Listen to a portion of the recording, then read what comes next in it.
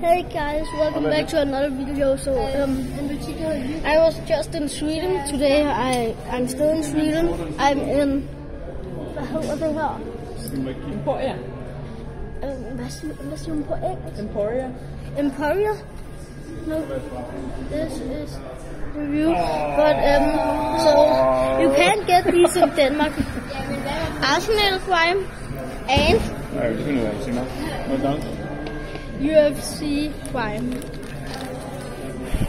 I'm gonna taste test them.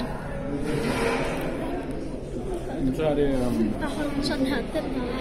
Okay, so nummer 2. so we're gonna start with UFC Prime.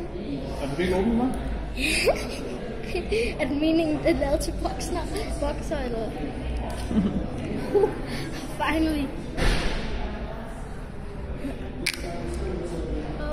Den er helt overfyldt jo.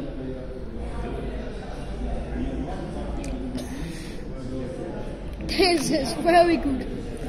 Does it taste like boxer's sweat? I don't know.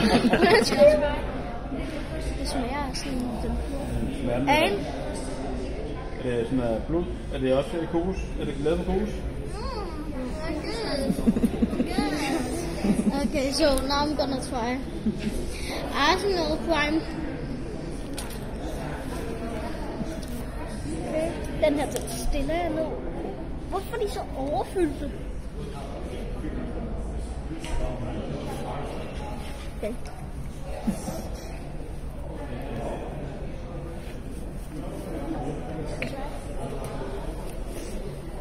This is like strawberry watermelon.